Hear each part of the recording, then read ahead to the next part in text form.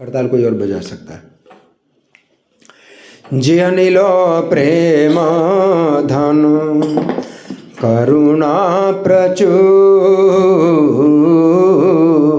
जियनिलो प्रेम धन करुणा प्रचुर। हे ना प्रभु को था गेला आचार्य ठाकुर,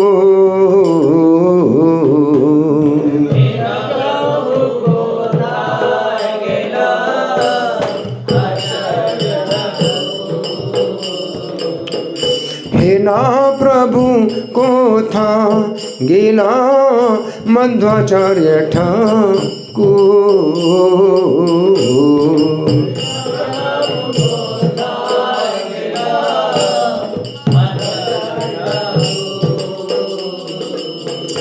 कहाँ मोरा स्वरूप रूप कहाँ सनातन,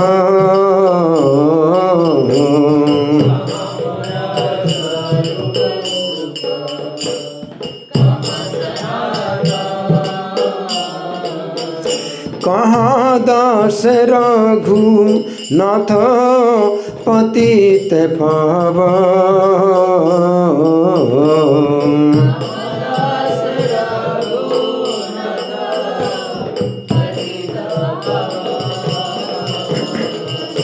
कहाँ मोरा भट्ट जुग कहाँ कबीराज,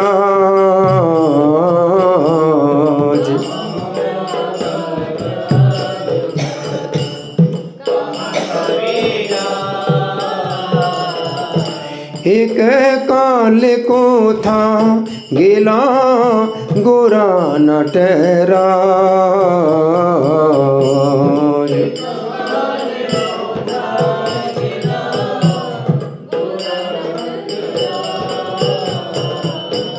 पाषाण कोटि भो माथा अनाले पसेबो,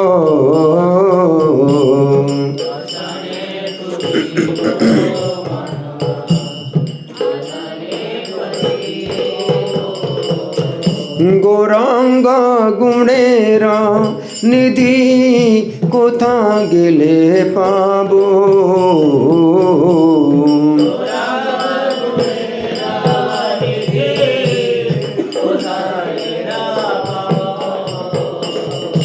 शेषा संगीरा संगे जे कैलो बिलास,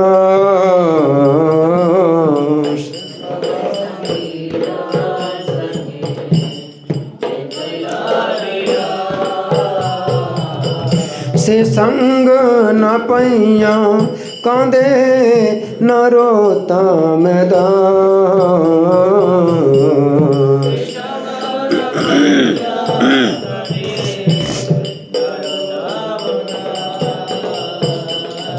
जय वैष्णव ठाकुर वैष्णव ठाकुर वैष्णव ठाकुर जय वैष्णव ठाकुर,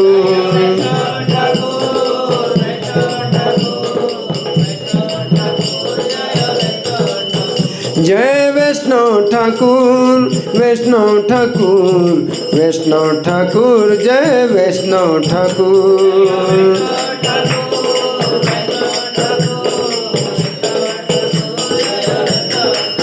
नित्य गौर हरि बोल हरि बोल हरि बोल हरि बोल,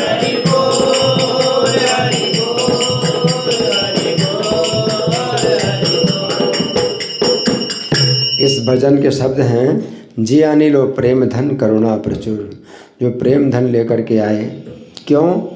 प्रचुर करुणा के कारण। हे ना प्रभु को था गेला आचार्य ठाकुर मध्वाचार्य ठाकुर, तो ऐसे आचार्य मध्वाचार्य ठाकुर कहाँ चले गए? कहाँ मोरा स्वरूप रूप कहाँ सनातन, कहाँ मेरे स्वरूप दामोदर गोस्वामी हैं, रूप गोस्वामी हैं, सनातन गोस्वामी हैं, कहाँ दास रघुनाथ पतित पावन, और पतितों को पवित्र करने वाले रघुनाथ दास गोस्वामी कहाँ हैं? कहाँ मोरा भट्ट जोग, भट्ट जोग गोपाल भट्ट गोस्वामी रघुनाथ भट्ट गोस्वामी कहाँ हैं? कहाँ कविराज? कविराज कृष्णदास कविराज कहाँ हैं? एक काले कोथा गेला गोरा नटराज। गोरा नटराज चैतन्य महाप्रभु हैं, एक काले अचानक कहाँ चले गए? पाषाणे को टेबो माथा, मैं अपने माथे को पत्थर में फोड़ूं, अथवा अनने पसीबो, अग्नि में प्रवेश कर जाऊं। गौरांग गुणेर निधि कोथा गिले पावो, तो गुणों के भंडार गौरांग को किस प्रकार प्राप्त करूं? से सब संगीरा संगे जे कई लो विलास, तो जितने संगी थे भगवान के, उन्होंने भगवान के साथ लीला विलास किया। से संग न पाइया कांदे नरोत्तम दास, उनका संग ना पाकर के नरोत्तम दास रो रहे हैं। तो हमारे वैष्णव कैलेंडर में एक विशेष बात यह है कि लगातार 3 महापुरुषों का तिरुभाव एक साथ आता है, मतलब एक एक दिन के अंतर में। तो जैसे इस बार 25 जनवरी को अद्वैताचार्य का आविर्भाव था, तो आविर्भाव था, ठीक है, बहुत पवित्र दिन था। फिर 26 जनवरी को भीष्माष्टमी, भीष्मदेव का तिरुभाव है ना, तो मतलब बहुत महान अद्वैताचार्य का आविर्भाव हुआ। फिर अगले दिन यानी अष्टमी से अगले दिन क्या, नवमी है, नहीं सप्तमी, अद्वैताचार्य का आविर्भाव हुआ सप्तमी को, है माघ शुक्ल सप्तमी है, माघ शुक्ल अष्टमी को भीष्म जी का तिरुभाव हुआ है। फिर आज है माघ शुक्ल नवमी, तो मध्वाचार्य का तिरुभाव। तो तिरुभाव लगातार 3 है, भीष्म जी का तिरुभाव अष्टमी को, और मध्वाचार्य का तिरुभाव नवमी को, और कल आएगा 10वीं, तो श्रीपाद रामानुजाचार्य का तिरुभाव आएगा। तो ये जो है लगातार ऐसी सप्तमी, अष्टमी, नवमी और 10वीं। सप्तमी को आविर्भाव है और बाकी अष्टमी, नवमी, 10वीं को तिरुभाव है।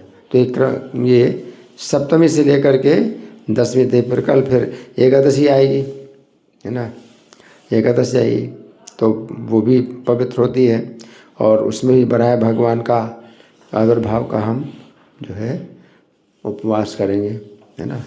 तो बहुत ही ये जो है पवित्र दिन है, तो हम उनके बारे में सुनेंगे।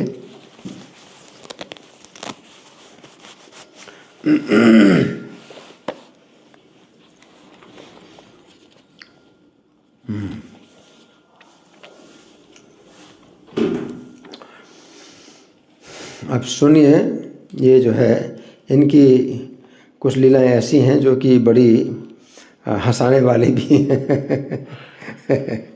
हैं। इनका जब जन्म हुआ तो माता के जो है स्तन से इनका जो है तृप्ति नहीं होती थी, तो वायु देवता के अवतार हैं ये, है ना। तो जो है इनको जो है क्या है कि बहुत अधिक भोजन चाहिए, है ना। तो माता का जो स्तन का दूध है वो इनके लिए पर्याप्त नहीं होता था।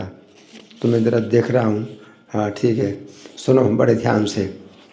माता का नाम था वेदवती। क्या नाम था? वेदवती। पिता का नाम था मध्य गेह है। तो माता वेदवती घरेलू कार्य करने के लिए घर से बाहर गईं, और एक क्षण के लिए भी अपने पुत्र से वियोग होने को सहन नहीं करती। एक क्षण कितना होता है? 4 मिनट होता है। तो 4 मिनट भी जो है अपने पुत्र के वियोग को सहन नहीं कर पाती माता, क्योंकि पुत्र जो है कोई विशेष वायु देवता के अवतार हैं, और भगवान विशेष रूप से जो है ये वायु देवता हैं, ये भगवान के महान भक्त हैं। तो उनकी जो पुत्री थी वो इनसे बड़ी थी, और इनका नाम था वासुदेव। मध्वाचार्य तो बाद में ये प्रसिद्ध हुए, वासुदेव नाम था। तो वासुदेव बालक बिल्कुल छोटा है, और माता का स्तन के अलावा और कुछ उसको भोजन मिलता नहीं। तो जो इनकी बड़ी बहन थी, है ना, तो वो जो है शिशु की देख रखने करने के लिए जो है माता ने बोला कि अपने छोटे भाई की देख रेख करो, मैं जा रही हूँ घरेलू कार्य के लिए, घर से बाहर जा रही हूँ। परंतु जिस क्षण उनकी माता गई, वासुदेव दूध के लिए क्रंदन करने लगा। माता गई और अब दूध के लिए क्रंदन कर रहा है। अब शिशु अपने अन्नप्राशन संस्कार के लिए पर्याप्त रूप से बड़ा हो चुका था। अन्नप्राशन संस्कार कितने दिन में होता है? 4 महीने में, 4 महीने 6 महीने, तो बालक था 4 महीने 6 महीने का रहा होगा। तो वासुदेव की जो बड़ी बहन थी उसने कहा आपको क्रंदन करने की आवश्यकता नहीं है, शीघ्र ही आपकी माता लौटेगी, आपको दूध देगी और हो सकता है एक केला भी दें, एक केला भी दें। लेकिन शिशु ने क्रंदन करना जारी रखा और कन्या ने उन्हें उठा लिया, शांत करने का प्रयत्न किया, परंतु प्रयास व्यर्थ। निराशा का अनुभव करते हुए कन्या ने अपनी माता को जो है खिड़की से बाहर देखना चाहा कि कब आएगी, तो अपने घर की खिड़की से देख रही। विलम्ब हो रहा था, मोबाइल भी नहीं था है ना, तो मोबाइल से कोई पता करते कि रो रहा है मेरा भैया रो रहा है, तो फिर मोबाइल था नहीं और शिशु जो है क्रंदन करता रहा। कन्या विस्मित थी, हाँ, उसे ज्ञात था शिशु को अपनी माता का स्तनपान चाहिए, लेकिन सहायता नहीं कर पा रही थी। तो घर में खाने हेतु कुछ अन्न भी प्राप्त नहीं हुआ, तो उस बड़ी बहन ने गऊओं को खिलाने हेतु अन्न का एक बोरा देखा अन्न का बोरा था गाय को खिलाने के लिए। 40 किलो वजन वाले बोरे को वासुदेव के सामने गिरा दिया जैसे अनाज जमीन पर गिर गया, इस प्रकार शिशु को कुछ खाने को मिला।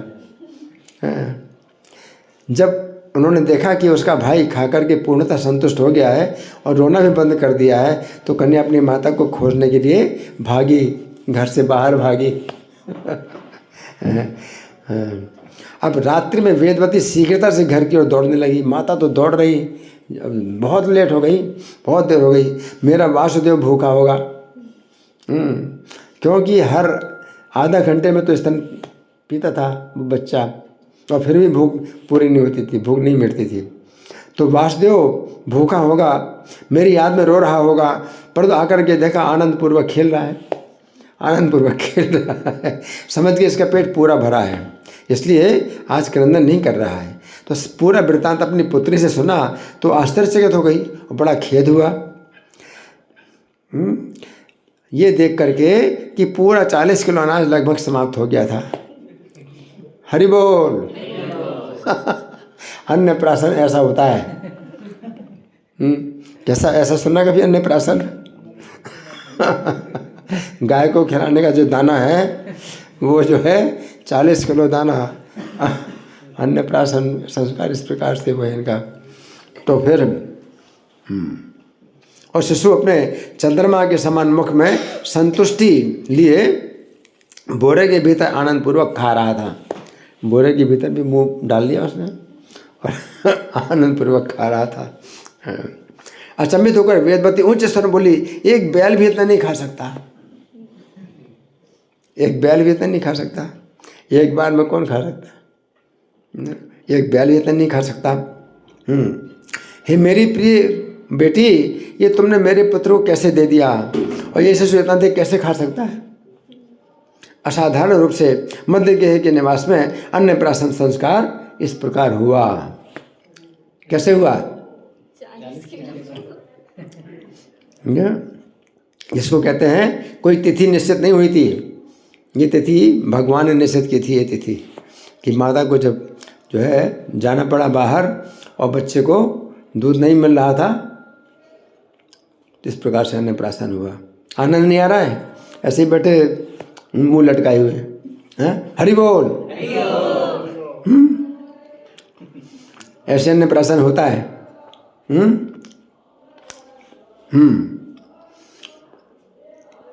तो फिर वेदवती ने अपने पुत्र को स्तनपान कराया।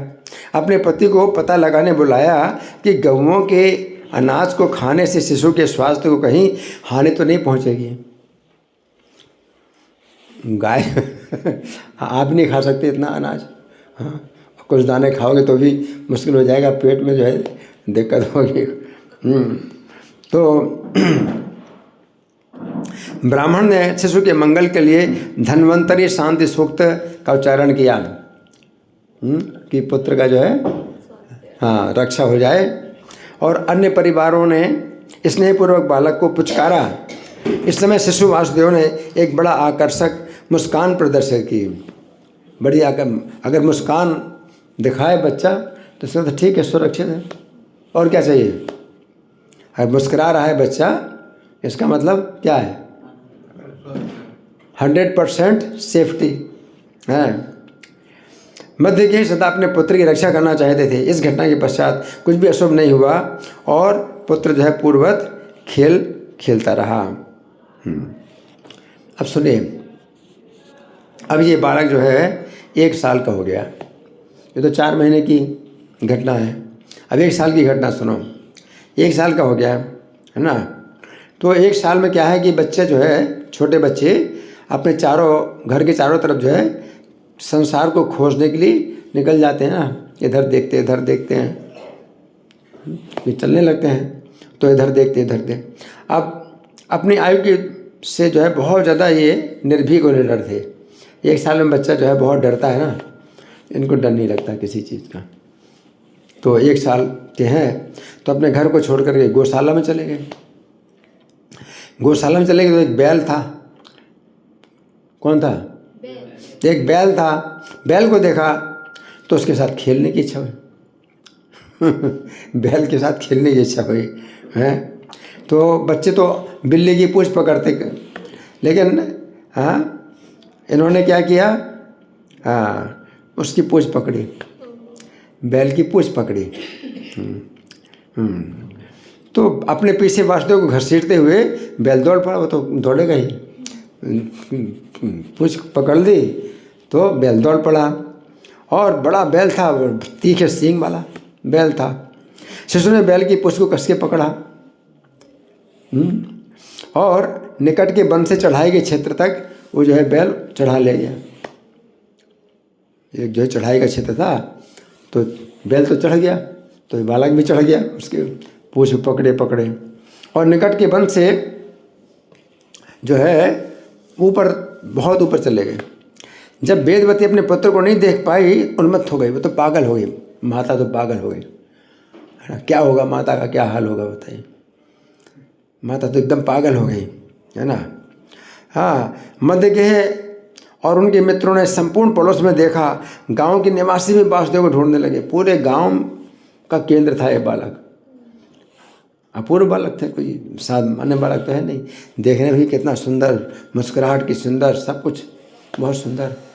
पूरे गांव में क्या हो गया, तहलका मच गया है। वासुदेव कहाँ गया, वासुदेव सर्वमिति। यह वासुदेव कुतः है, वासुदेव कहाँ है। सब लोग बोल रहे हैं वासुदेव कहाँ है। सब घरों के भीतर ढूंढा, तालाब और कुएं में भी देखा। जितने कुएं हैं, तालाब, सब जगह देखा, सब घरों में देखा। बालक को नहीं ढूंढ पाए और वासुदेव के बिना ऐसा लगे कि प्राण चले गए हैं। अब अनंत दुख में जो है पड़ गए सब, अनंत चिंता हो गई। और वन से वापस आते एक व्यक्ति ने देखा सभी लोग इतने शोकग्रस्त हैं, सबके मुंह मुरझाए हुए हैं। वहाँ से उधर से आ रहा था एक जंगल से आदमी। ये पूरा गांव में क्या हो गया, सब चेहरे एकदम क्या है, उतरे हुए हैं, सबके उदास हैं, क्या बात है। तो उसने पूछा, शोकग्रस्त हैं। तो दुख का कारण पूछने पर उसने कहा, मैंने एक बच्चे को पहाड़ के निकट बैल की पूंछ पकड़े और उसके पीछे दौड़ते हुए देखा है। क्या बताया उसने? हाँ, दौड़ते देखा है। उसने कहा वो वासुदेव ही होगा। इसे सुनकर सभी अचंभित हो गए। कहने लगे, ये कैसे संभव है, 1 वर्ष का बालक बड़े बैल की पूंछ पकड़ कर दौड़ रहा है।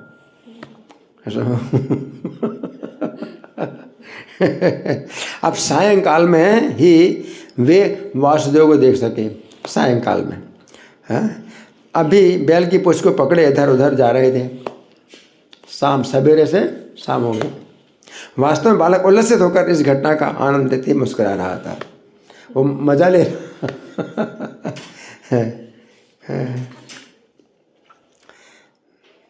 कुछ आश्चर्य नहीं हो रहा, हर्ष नहीं हो रहा, कुछ नहीं हो रहा है, ऐसे ही बैठे हैं। मुँह लटकाए हुए बैठे हुए क्या बात है?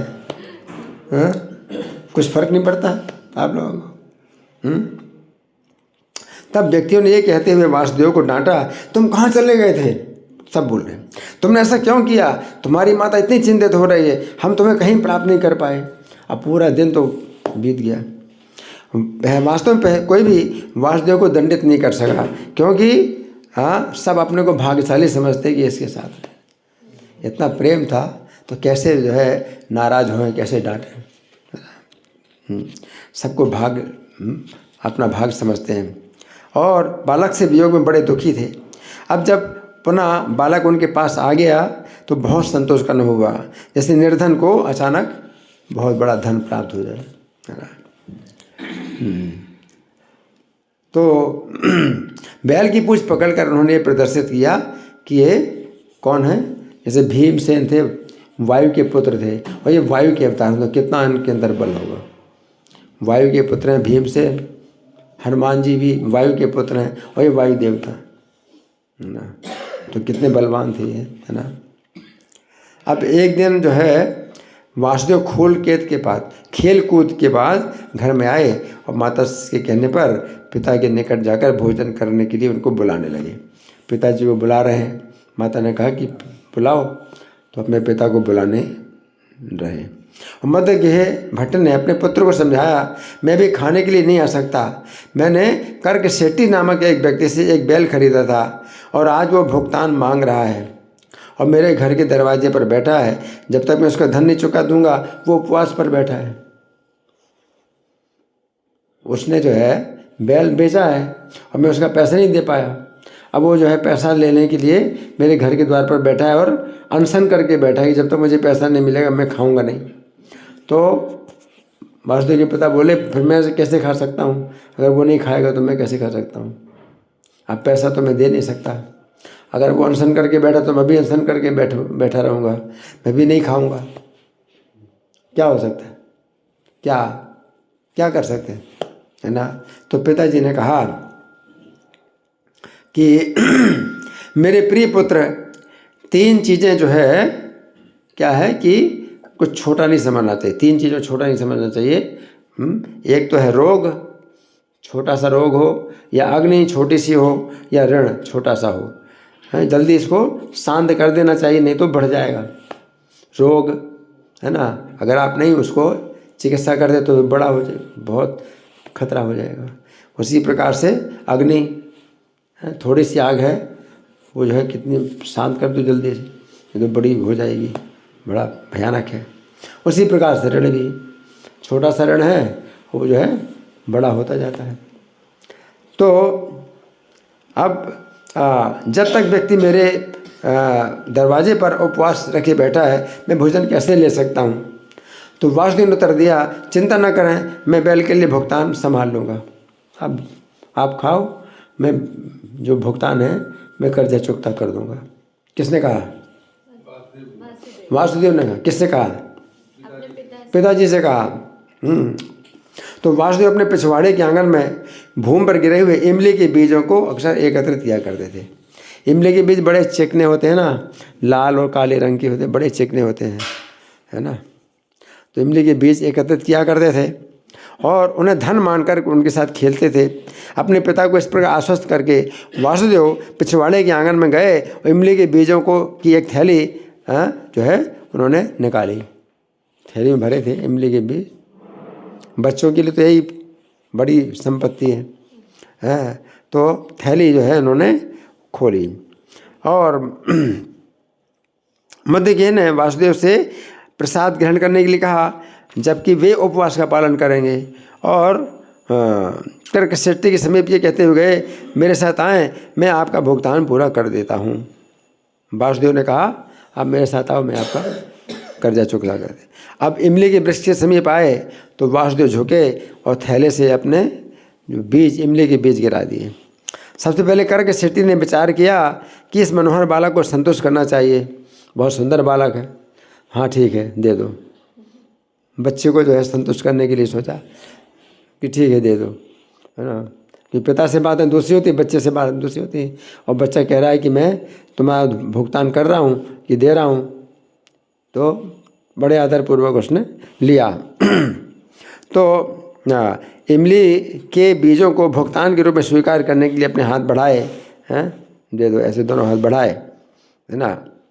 हाँ, और जैसे ही उन्होंने ऐसा किया तो कर्क शेट्टी के सामने ही वो सोने में परिवर्तित हो गए। हरि बोल। देखो सोने में परिवर्तित हो गए। असली सोना तो ये है। सोने में परिवर्तित हो गए और उनका मूल्य बैल के मूल्य से बहुत अधिक था। बैल की कीमत कितनी होती है? वो जो इमली के बीज अगर सोना बन जाए, उस सोने को लेकर के कर्क शेट्टी शीघ्र ही बड़े हर्षपूर्वक निकल गए और वासुदेव अपने निवास में गए और अपना प्रसाद पाने लगे।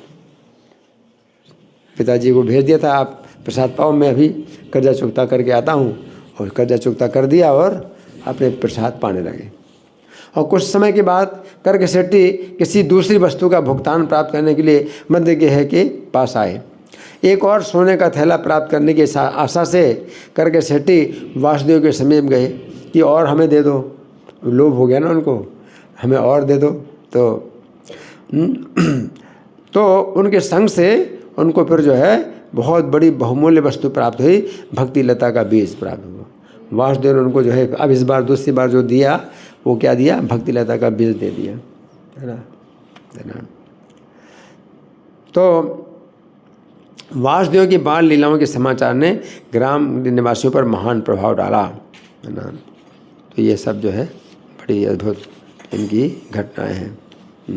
अच्छा सुनो, पाजक क्षेत्र है इनका जो है नाम, ये जो जन्म स्थान है पाजक क्षेत्र है। तो पाजक क्षेत्र में विमान पर्वत पर योग माया का मंदिर था। दुर्गा देवी बोलते हैं ना, योग माया है, दुर्गा देवी बोलते हैं। तो वासुदेव उधर घंटों तक खेलना पसंद करते थे और मंदिर में शांतिपूर्वक कई बार बैठे रहते थे। तो कुछ व्यक्तियों ने विचार किया कि वासुदेव दुर्गा देवी की संगति में खेल रहे थे, हालांकि प्रत्यक्ष तो नहीं देख पाए। जैसे ही बालक वासुदेव बड़ा हुआ, स्पष्ट हो गया असामान्य रूप से बुद्धिमान था। जिस किसी विषय के लिए अध्ययन आवश्यक होता, तो वे तुरंत उससे पकड़ लेते। अतः उसके पिता ने विचार किया कि लगभग हाथे खड़ी अथवा विद्यारंभ संस्कार करना चाहिए, जो कि एक बालक की शिक्षा के प्रारंभ में होता है। हाथ में खड़ियाँ देते ना, हाथे खड़ी बोलते हैं। तो सबसे पहले शास्त्रों के अनुसार पूजा विधि के बाद पिता वासुदेव ने एक बड़े पत्थर पर लिखवाया, वासुदेव से लिखवाया। अब मध्य गेह ने देखा उनका पुत्र सहज बोझ से वर्णमाला के अक्षरों को सीख गया, वर्णमाला के अक्षर सीख गया। हाँ, तो ऐसा लगता है जैसे बालक को पहले ही सब कुछ ज्ञात था और सीखने का नाटक कर रहा था। विद्यारंभ को बड़ा महत्वपूर्ण संस्कार माना जाता है, इस कारण बालक के सभी संबंधी उसके लिए उपहारों के साथ उपस्थित थे। ब्राह्मण आमंत्रित किए गए और उन्होंने वैदिक मंत्रों का उच्चारण किया। बालक का सिर मुड़वाया, स्नान कराया और नए वस्त्र पहनाए। जब सबने देखा कि किस प्रकार बालक ने सिखाए गए विषयों में सरलतापूर्वक निपुणता प्राप्त कर ली, अचंभित हो गए। वासुदेव ने अपने पिता से पूछा, मुझे अक्षरों के समूहों को पुनः पुनः क्यों दोहराते हैं? अक्षर ज्ञान हो गया, अब शब्दों को जो है लिखने में कहते आप मुझे क्यों सिखा रहे हो? तो मैं सीख गया। वर्णमाला ज्ञान हो गया, अब जो शब्दों का अक्षरों का समूह है उसको आप मुझे क्यों दोहरा रहे? मैं तो समझ रहा हूँ, है ना। मैं तो इन्हें पहले से जानता हूँ। जैसे उनके पिता उन्हें कुछ सिखाते वो सीख जाता और दोहराने से की कोई आवश्यकता ही नहीं थी। तो स्पष्ट था कि विद्या की देवी सरस्वती ये जो है वासुदेव के समीप हाथ जोड़कर खड़ी थी। सरस्वती देवी भी विद्या देवी जो है वो उनकी। तो वासुदेव ने इतनी अधिक बुद्धि का प्रदर्शन किया कि सब लोग जो है बड़े चकित हो गए।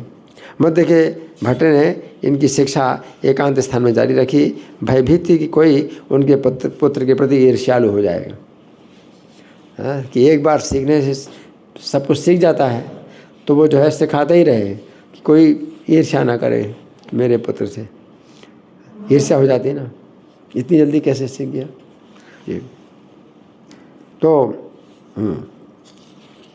कुछ समय पश्चात छोटे बालक वासुदेव ने संशय से परे सिद्ध कर दिया कि वो बहुत सुशिक्षित है, बहुत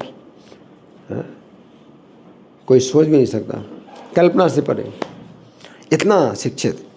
एक दिन वेदवती अपने पुत्र को निकट के गांव में एक धार्मिक महोत्सव में ले गई। तो धार्मिक महोत्सव में जो पूजा और यज्ञ और नाटक प्रवचन सब चल रहा था। तो इस समय विवाह भी चल रहा था,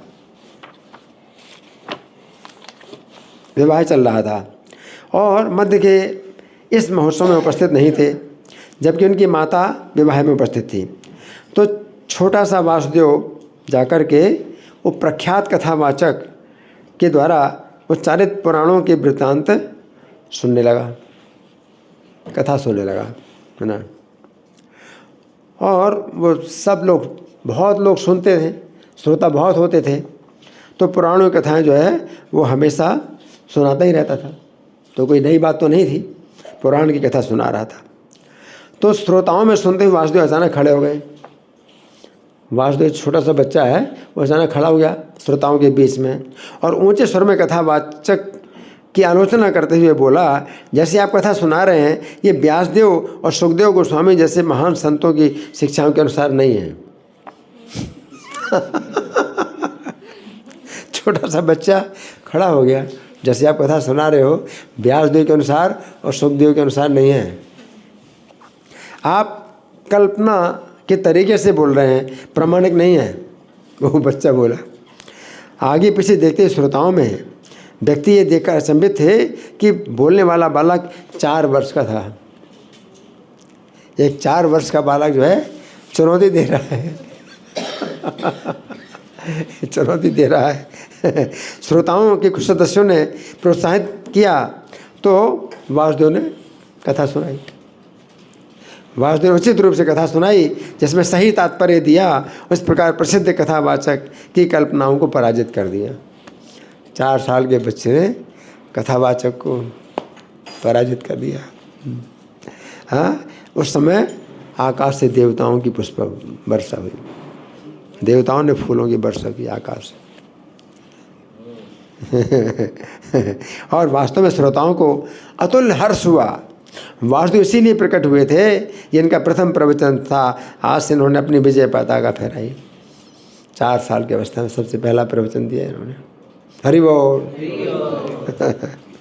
इस प्रकार कथा समाप्त हुई। श्रोता गण तितर बितर हो गए और वासुदेव अपनी माता के साथ लौटे। ये बालक जो है अपनी माता के साथ लौटा और एक साथ अपने घर गए। पाजक क्षेत्र में वापस पहुंचकर वासुदेव ने संपूर्ण घटना अपने पिता को बताई। ये ऐसी ऐसी बात हुई थी, पिता को बताई, जिसमें उन्होंने कथावाचक द्वारा दी गई कथा और उनके उत्तर दोनों के विषय में बताया। और पिता से पूछा कौन सही था, वो कथावाचक सही था या मैं। तो मध्यगेह ने अपने पुत्र को प्रमाणित किया कि तुम ही वास्तव में सही हो। अपने भीतर अचंभित पिता ने विचार किया, वासुदेव को जो है अनंतेश्वर से सीधे ही बुद्धि प्राप्त होती है। अनंतेश्वर मंदिर है ना वहाँ पर। अब कुछ समय पश्चात एक घटना और हुई। मध्य के एक विशाल सभा के सामने श्रीमद् भागवत से पढ़ रहे थे। अब उनके पिता ही पढ़ रहे थे और उनके वृत्तांत के द्वारा उन्होंने एक श्लोक में सूचीबद्ध वृक्षों का वर्णन किया। वृक्षों के नाम एक ही श्लोक में कई इस वृक्षों के नाम होते हैं। तो उन्होंने तुलसी, अश्वत्थ, आंवला, नीम, आम, कदम्ब जैसे वृक्षों का वर्णन किया, पर लिकुच वृक्ष की उपेक्षा कर गए। लिकुच, अब ये शब्द जो है हर कोई नहीं जानता ना, तो ऐसे होता ही है। कोई श्लोक में मान लो कोई शब्द नहीं मिला और नहीं आया समझ में, तो हम उसको छोड़ करके आगे बढ़ जाते हैं। और उसमें थोड़ी उसमें अपना समय खराब करेंगे, भाई एक शब्द जो नहीं समझ में आ रहा है, तो आगे बढ़ गए। तो उनके पिता आगे बढ़ गए। लिकुच का जो है उन्होंने जो है पाठ नहीं किया। तो वासुदेव तुरंत बोल उठे, लिकुच शब्द का अर्थ समझाए बिना आप श्रीमद् भागवत में बोलना जारी कर रहे हो। हैं, आप ये क्या कर रहे हो? लिकुच जो श्लोक में शब्द है, इसको अर्थ नाम बता करके आप और आगे क्यों बढ़ रहे हो? अपने पिता को टोक दिया, पिता को टोक दिया। हाँ, तो श्रोतागण के कुछ सदस्यों ने मध्य के कोई शब्द को उचित रूप से समझाने को कहा। पिता को कहा, उनके पिता को, कि आप कुछ शब्द भी समझाइए। परंतु उनसे वास्तविक अर्थ दूर रहा। हाँ, इसलिए शांत रहे, वो कुछ बोल नहीं पाए, क्योंकि सही अर्थ जो है वो जानते नहीं थे। तो कुछ बोल नहीं पाए। तब वासुदेव ने कहा, पिताजी आप केवल एक मिथ्याचारी हैं। लिकुश वृक्ष मौसमी का वृक्ष है। लिकुश जो है ये मौसमी का वृक्ष है। इस प्रकार श्रोताओं में सभी ने उस छोटे तेजोमय बालक की अत्यंत प्रशंसा की। कहने लगे, ये बालक तो सर्वज्ञ है। क्या, कितना आश्चर्य है। अब एक बार वेदवती को किसी कारणवश कहीं जाना पड़ा। वेदवती कौन है? इनकी माता है। उसके पास दही दूध से भरे पात्र थे। बिल्ली और चूहों से बचाने के लिए पास ही खेल रहे वासुदेव को देख रेख का कार्य सौंप कर चली गई। तुम देखना, बिल्ली चूहे आएंगे। और क्या है इसमें? दूध दही से भरे बर्तन है, तो ध्यान रखना बिल्ली चूहे ना मतलब इसमें आप आए। तो और वे शीघ्र ही लौट आई और देखा कि वहाँ दूध दही का पात्र ना होकर 2 शिलाएँ रखी हैं। 2 शिलाएँ रखी हैं। तो आश्चर्यचकित होकर वासुदेव से पूछा, वासुदेव ये विशाल शिलाएँ क्या हैं? ये कहाँ से आएंगी विशाल, बहुत बड़ी बड़ी शिलाएँ? और दूध दही के पात्र कहाँ हैं? तो पास खेलते वासुदेव ने कहा, हे माता, मैंने दूध और दही के पात्रों पर ये शिलाएँ रख दी हैं ताकि इनकी रक्षा हो जाए, बिल्ली चूहे कुछ ना आए।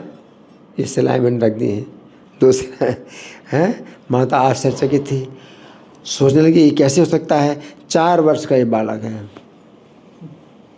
कितने साल का? 4 वर्ष का बालक है, इतनी बड़ी शिलाएँ कैसे हिला सकता है? अवश्य ही ये भीम है।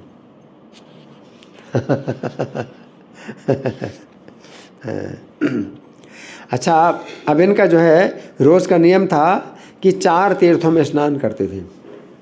4 तीर्थ, एक परशु तीर्थ, दूसरा धनुष तीर्थ, तीसरा बाण तीर्थ, चौथा गदा तीर्थ।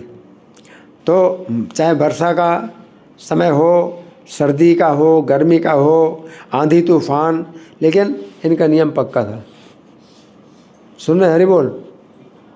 क्या नियम था? हाँ आप बताओ क्या? 4 क्या?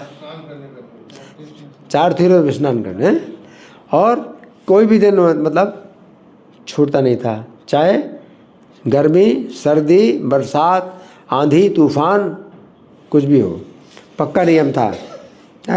चूँकि ये स्वयं हनुमान है जो लंका से उड़ान लेकर संजीवनी लाए थे।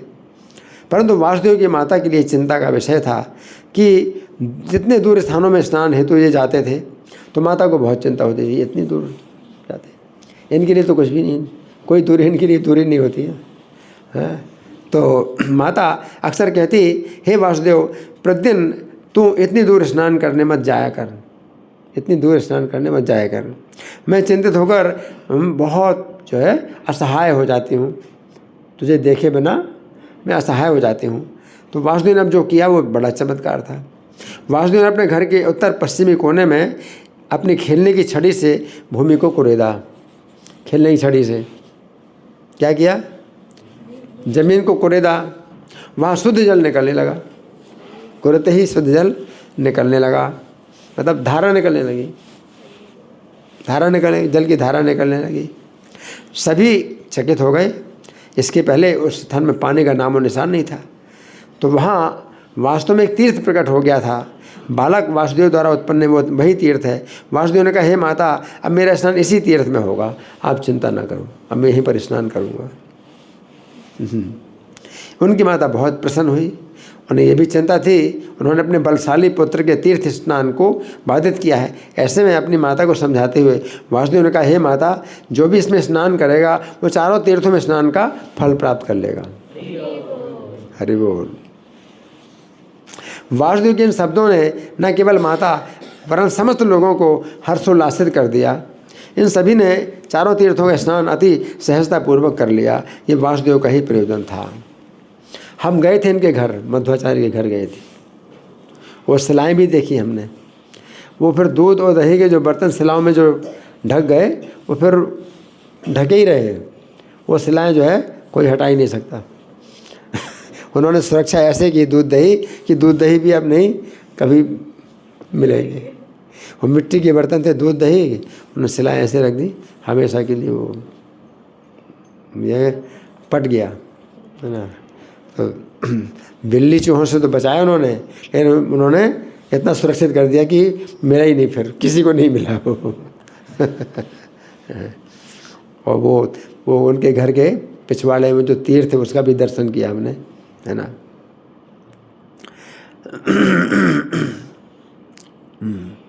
सभी ने चारों तीर्थों का स्नान अति सहजतापूर्वक कर लिया। ऐसा कहा जाता है एक बार इनकी माता ने वासुदेव तीर्थ में चारों तीर्थों की उपस्थिति पर संदेह प्रकट किया कि ये तो वासुदेव तीर्थ है जो तुमने बनाया ना, तो वासुदेव तीर्थ कहेंगे इसको।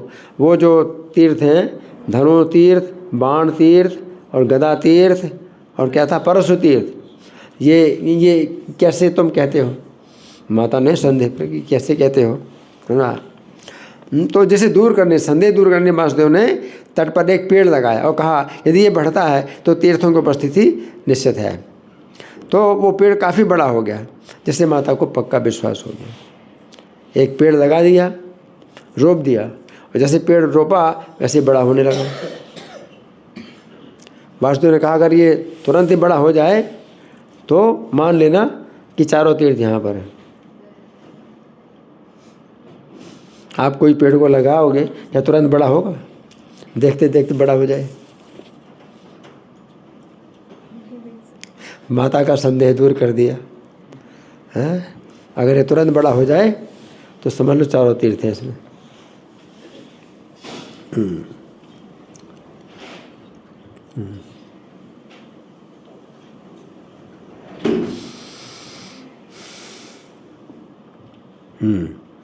चलो अब इसका जो है ये मुझे पता नहीं लीला, चलो ये इससे अच्छा उनका उपनयन संस्कार हुआ। अब इसके बाद एक बार वासुदेव के पिता ने उन्हें हाथ में छड़ी उठाए घूमते हुए देखा कि घूम रहे, हाथ में छड़ी लेकर के घूम रहे। पिता ने देखा, उन्होंने पूछा हे वासुदेव तुम ये छड़ी लेकर क्यों घूम रहे हो? वासुदेव ने कहा हे पिताजी मैं वैष्णव सिद्धांत की स्थापना करूँगा, मैं वैष्णव सिद्धांत की स्थापना करूँगा। छड़ी लेकर के क्यों घूम रहा हूँ? मैं वैष्णव सिद्धांत की स्थापना करूँगा। उनके पिता मुस्कुराकर बोले हे बालक ये कलयुग है, अधर्म के इस युग में तुमसे भगवान के विषय में कौन सुनेगा? अध्ययन ने कहा कलयुग है। ये ठीक वैसा ही है जैसे छड़ी से अंकुर फूटना, मतलब इतना मुश्किल है, असंभव, जैसे छड़ी से लकड़ी से अंकुर फूट जाए। कोई लकड़ी आपके हाथ में लकड़ी, तो उससे क्या अंकुर फूट जाएगा? अंकुर फूटेगा? लकड़ी से अंकुर थोड़ी फूटेगा। वो तो पेड़ से अंकुर फूटता है ना। कोई बीज बोया अंकुर फूटेगा, लकड़ी से अंकुर थोड़ी फूटेगा। तो पिता ने क्या कहा कि तुम जो शिक्षा दोगे और जो सिद्धांत की स्थापना करोगे, उन्होंने कहा था ना वैष्णव सिद्धांत की स्थापना, तो वैष्णव सिद्धांत की स्थापना करना उतना ही कठिन है लकड़ी से अंकुर फूटना, है ना। उनका तुम्हारे हाथ में जो लकड़ी है उससे अंकुर अगर फूट जाए तो मैं मानूंगा कि तुम वैष्णव सिद्धांत की स्थापना कर पाओगे। तो वासुदेव ने कुछ नहीं कहा, उन्होंने घर के सामने एक गड्ढा खोदकर छड़ी लगाई, उसमें पानी दिया। उसी छड़ी को थोड़ा सा गड्ढा खोद करके लगा दी और पानी उसमें डाला। उनके पिता ने इसे खेल समझा, परंतु कुछ ही दिनों में अंकुर फूटने लगे और वो पेड़ की तरह बढ़ने लगी। हरि बोल। वो लकड़ी। तब उन्होंने सोचा अवश्य ही ये वैष्णव सिद्धांत की स्थापना करेगा। किसने सोचा? हाँ। मणिमान सर्प के रूप में पैदा हुए एक असुर ये सब सुन रहा था। मणिमान सर्प, मणिमान जो है असुर था जिसको भीमसेन ने मारा था ना, तो वो सब सुन रहा था और सर्प के रूप में वो जो है भीम से बदला लेना चाहता था। तो वो असुर सब सुन रहा था, उससे सहन नहीं हुआ तो पेड़ को नष्ट करने के लिए उसने अपने विषैले दांतों से उसे काटा। सांप अगर विषैले सांप दांत से काटेगा तो विष जाएगा उसमें, पेड़ में, तो फिर क्या होगा, पेड़ सूख जाएगा। विषैले दांतों से काटा, परंतु वासुदेव अमृत हैं, उनके हाथ अविनाशी हैं। मणिमंत के काटने पर भी उनके द्वारा लगाया गया पेड़ कहीं से भी नहीं सूखा, वो पेड़ निरंतर बढ़ता ही गया। कलयुग में भी वैष्णव सिद्धांत की व्यापक रूप से फैलने की सूचना मिली कि कलयुग में भी वैष्णव सिद्धांत फैलेगा। आसुरी शक्तियाँ बहुत होती हैं जो कि विरोध करेंगे, लेकिन इनकी स्थापना होगी, है ना। जब वासुदेव ने अपने उपनयन समारोह के पश्चात पाजक क्षेत्र में आए, उनके सामने एक 5 सिर वाला सर्प आया।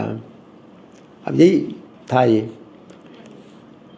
असुर था, ये राक्षस, इस सर्प के अनेक व्यक्ति विश्वास करते थे ये सर्प पहले मणिमान असुर था जिसे भीम ने कुरुक्षेत्र युद्ध में मारा था। ऐसा कहा गया है कि वो भीम से इतना ईर्ष्यालु था, उसने पाजक क्षेत्र के समीप वन में जन्म लेने का निर्णय किया, जिससे वो इस बालक वासुदेव को मार डाले।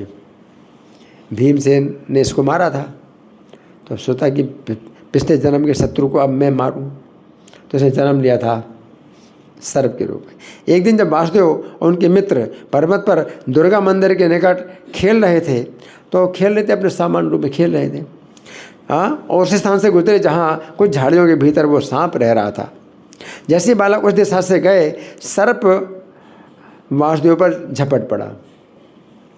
सब बच्चे चले गए, अकेले वासुदेव रह गए, तो सर्प झपट पड़ा और डंक मारा।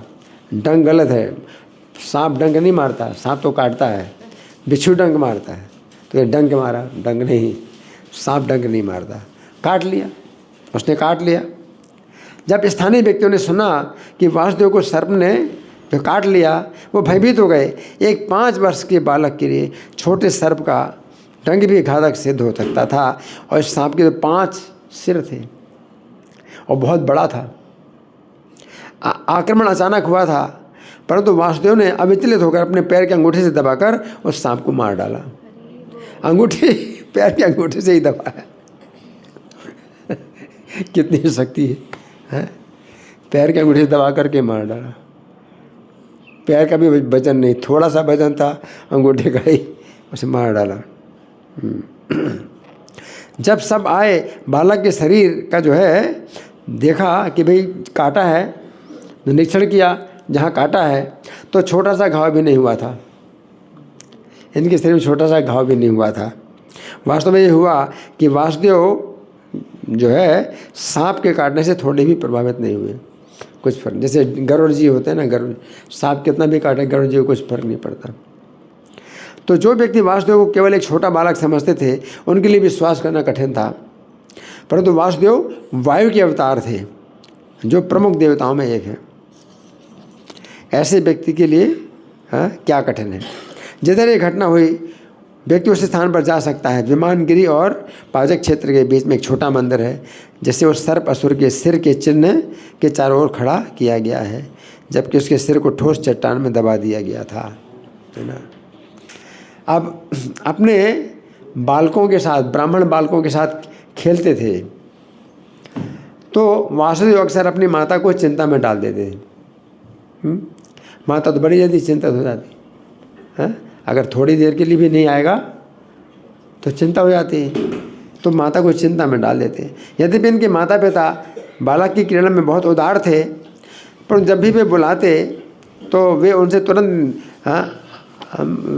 आशा करते कि तुरंत आ जाओ, तुम खेलते हो तो खेलते रहो, कोई बात नहीं, जब हम बुलाएं तो तुरंत आ जाओ। उनकी ये जो है मतलब मांग थी, डिमांड, कि तुम खेलो जितना चाहो खेलो, जब हम बुलाएं तो तुरंत आओ। ये परंतु उस दिन वासुदेव उस सर्प असुर के साथ रहे, तो वेदवती ने उन्हें बार बार बुलाया, परंतु असुर को मारकर अपनी क्रीड़ा में मग्न होते हुए वासुदेव ने उत्तर ही नहीं दिया, सुना ही नहीं, खेल में मग्न थे। जब उनकी माता ने बुलाना जारी रखा, वासुदेव अचानक ही हवा में कूदे।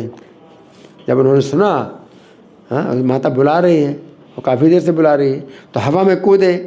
जैसे हनुमान मूर्छित लक्ष्मण के लिए बूटियाँ एकत्रित करने के लिए गंधमादन पर्वत तक कूदे थे। यद्यपि दूरी लगभग 2 किलोमीटर की थी। कितनी दूरी? 2 किलोमीटर की दूरी थी। और वो बालक पर्वत से अपने घर की तक की संपूर्ण दूरी कूदकर अपनी माता के सामने गिरा। 2 किलोमीटर से पहाड़ से कूद करके और सीधे माँ के सामने गिरा। इनके चरणों ने जो चिन्ह बनाए वो अभी देखे जा सकते हैं। वो पैर का चिन्ह बन गया, पत्थर में पैर का चिन्ह बन गया। इस समय वेदवती को यह ज्ञात नहीं था कि उनके पुत्र ने सर्प असुर को मार डाला था, परंतु तथापि उन्होंने उनके शरीर का अपने मंगल के लिए ध्यानपूर्वक निरीक्षण किया कि कुछ चोट तो नहीं लगी मेरे बच्चे को। माता को तो चिंता रहती ना, कहीं चोट तो नहीं लगी, है ना। इस तरह से अब किसी समय ये ज्ञात करना कि उनका पुत्र कहाँ है मध्य गेह और उनकी पत्नी वेदवती की मुख्य चिंता थी। वासुदेव ने बहुत अधिक समय अध्ययन में व्यतीत किया। अनेक अन्य ब्राह्मण बालकों के साथ जो विद्यालय था उसमें ये वासुदेव एक नेता होते थे बच्चों के साथ में। जहाँ भी जाते अन्य बालक उनके पीछे जाते। अध्ययन में, चाहे क्रीड़ा में, चाहे मल्ल युद्ध में, सभी में हमेशा आगे रहते, प्रथम, फर्स्ट। खेलने में, मल्ल क्रीड़ा में और अध्ययन में, हर चीज़ में फर्स्ट।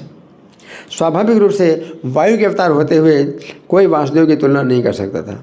मल्ल युद्ध में अपने से बड़े बालकों को चुनौती देना पसंद करते थे, बड़े बड़े बच्चे। वासुदेव को उनकी बलशाली भुजाओं के कारण भीम का नाम दिया गया। कहते ये तो भीम है। वास्तव में कोई उनके लोहे जैसी भुजाओं में फंस जाए तभी छूट पाता था जब वो छोड़ेंगे। भुजाओं में अगर पकड़ लिया तो छूट नहीं सकता। और जब मल्ल युद्ध करते तो हमेशा विजयी होते। जब जल क्रीड़ा में वासुदेव द्वारा पराजित किए जाते बालक उन पर जल छिड़कते, अद्भुत दृश्य उत्पन्न होता है ना। तो इस तरह से इनकी जो है बहुत अद्भुत लीलाएं हैं। तो अभी हमारा जो है समय तो हो गया। तो एक किताब है मध्वाचार्य सर्वसाक्षी प्रभु ने लिखी है, तो इनके संबंध में बहुत लीलाएं हैं मध्वाचार्य की।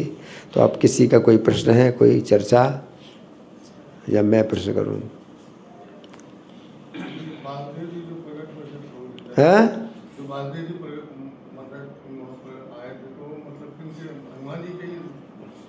ऐसा है कि अब ये लोग तो कहते हैं कि भीम हनुमान जी के, हनुमान ने जो मतलब जन्म लिया पहला, दूसरा जन्म उन्होंने भीम का लिया, तीसरा जन्म मध्वाचार्य का लिया। लेकिन ये मुझे क्या लगता है कि ये तीनों अलग अलग हैं। हनुमान जी अलग व्यक्ति हैं, भीम अलग हैं और मध्वाचार्य अलग हैं। और हनुमान जी को कहा गया वायु के पुत्र हैं। तो वायु, हम इनको नहीं कहते कि भाई हनुमान जी वायु तत्व हैं। तत्व से वायु देवता नहीं है, ये वायु देवता के पुत्र हैं हनुमान जी। वायु देवता ने उत्पन्न किया था हनुमान जी को अंजना माता से। और भीमसेन हैं, वो भी वायु के पुत्र हैं, तो वो अलग व्यक्ति हैं भीमसेन। तो वायु देवता ने जो है कुंती से भीम को उत्पन्न किया था, तो ये भी वायु के पुत्र हैं। तो वायु देवता न भीमसेन है न हनुमान जी हैं। और ये मध्वाचार्य वायु देवता हैं, तो ये बिल्कुल अलग हैं। ये भीम के भी पिता हैं, हनुमान जी के पिता हैं। ये भीम और हनुमान नहीं है, ठीक है ना। तो ये समझ में आता है कि जो तत्व से जो है हनुमान जी, ये जो मध्वाचार्य हैं ये वायु देवता हैं, और भीमसेन वायु देवता नहीं है, हनुमान जी वायु देवता नहीं है, ठीक है ना। ये कहा तो यही जाता है कि भाई तीसरी बार वायु देवता ने अवतार लिया। पहले अवतार लिया हनुमान के रूप में, दूसरा अवतार लिया भीम के रूप में, तीसरा अवतार लिया मध्वाचार्य के रूप में। तो जो मुझे समझ में आता है वो ये समझ में आता है ना। हनुमान जी में जो शक्ति थी वो वायु देवता के पुत्र होने के कारण शक्ति थी। भीमसेन में शक्ति थी वायु देवता के पुत्र होने के कारण शक्ति थी। और ये तो वायु देवता, ये तो शक्ति के पूरे कारण यही है। जो वायु है ये वायुर्यमोग्निर्वरुणः शशांकः पिता वायुर्यमोऽग्निर्वरुणः शशांका प्रजापतिस्त्वं प्रपितामहश्च नमो नमस्ते सो शास्त्र कृत्वा पुनश्च भूयोपि नमो नमस्ते। अर्जुन ने भगवान को नमस्कार किया, है ना। तो कहा कि आप जो है वायु, आप ही वायु हैं, वायुर्यम आप ही यमराज हैं, वायु यमोग्निर अग्नि आप ही हैं, वरुण आप ही हैं, शशांक चंद्रमा आप ही हैं, आप ही प्रजापति हैं। अर्जुन ने कहा, है ना। तो वायु देवता में जो शक्ति है वो भगवान की श्वास से आ रही। वायु देवता जो है भगवान की श्वास से, नासा से उत्पन्न हुए वायु देवता भगवान के शरीर में, है ना। तो ये जो है विशेष हैं, है ना। तो इनको हम जो है इस प्रकार से समझें। और ये मध्वाचार्य जो है, ये चैतन्य इनका जो है जो जन्म हुआ था ये 11वीं और 12वीं सदी के बीच में हुआ। देखना 1200 कुछ है, 1238, हाँ। तो 13वीं शताब्दी में इनका जन्म हुआ है। तो बहुत इनके बारे में इनका जीवन चरित्र है वो बहुत है इनका। और आज इनका तिरुभाव दिवस है। तो तिरुभाव दिवस में जो है क्या है कि विशेष घटना इसमें बताई गई है।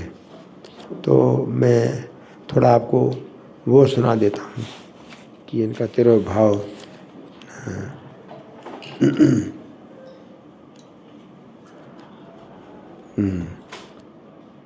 इनका तिरुभाव जो है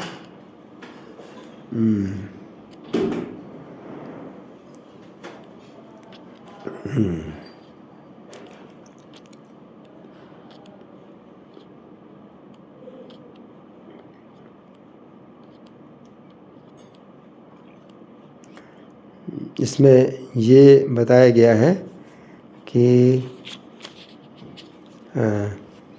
ये जो है जिस समय प्रवचन दे रहे थे, तो जितने देवता हैं, हाँ यही है, पालीमार मठ, पेजावर मठ, हाँ